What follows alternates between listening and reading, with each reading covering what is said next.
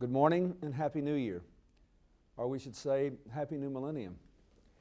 Last night, Hillary and I joined thousands of Americans in the National Mall to bid farewell to the remarkable century just past and to welcome the new millennium. The feelings of goodwill and hope that overcame us all will be among our most treasured memories, and we're deeply grateful that the celebrations were both jubilant and peaceful here and all around the world. But our celebration didn't just begin at the stroke of midnight, nor will it end today. 2 years ago, the President and I launched the White House Millennium Project to inspire all Americans to reflect on where we have been as a nation, who we are, and what we want to be. A project to honor the past and imagine the future.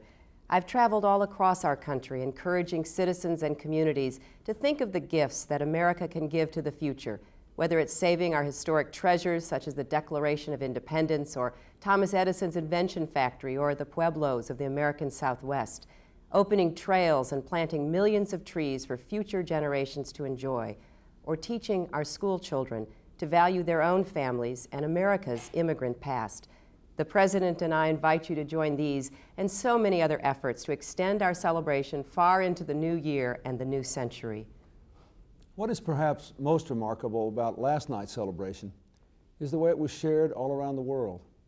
Millions of Americans and billions of others across the globe watched on television as midnight broke, first in Asia, then in Europe, then Africa, South America, finally here in North America.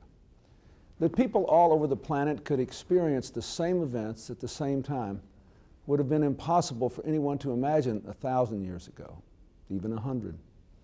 Yet the growing interconnectedness of the world today, thanks to a global economy and technologies like the internet, is more than just a mark of how far we've come. It's the key to understanding where we're going and what we must do in the new millennium.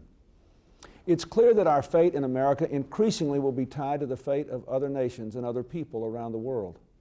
We must have prosperous partners to trade with, secure democracies to share the burdens of peacekeeping, and mutual effort to combat challenges that know no borders, from terrorism to environmental destruction. To advance our interests and protect our values in this new, interconnected world, America clearly must remain engaged. We must help to shape events and not be shaped by them. Yet it is not just by our exertions abroad, but by the example we set here at home that we can influence the world for the better.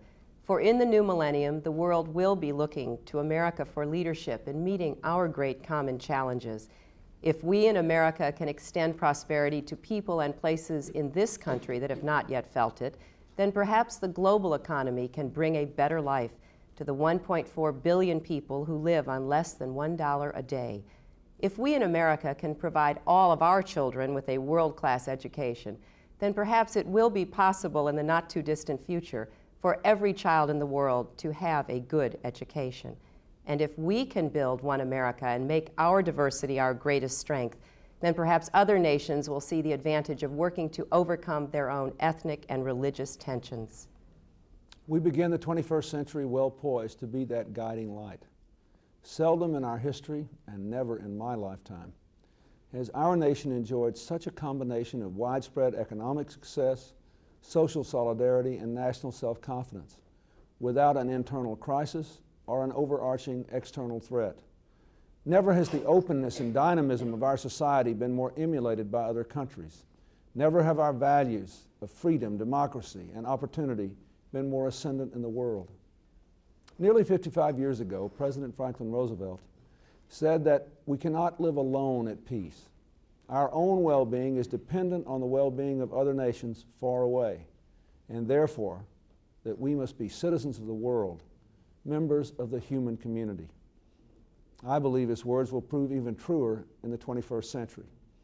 With America fulfilling our ideals and responsibilities, we can make this new century a time of unprecedented peace, freedom, and prosperity for our people and for all the citizens of the world. Thank you. Happy New Year. And God bless America.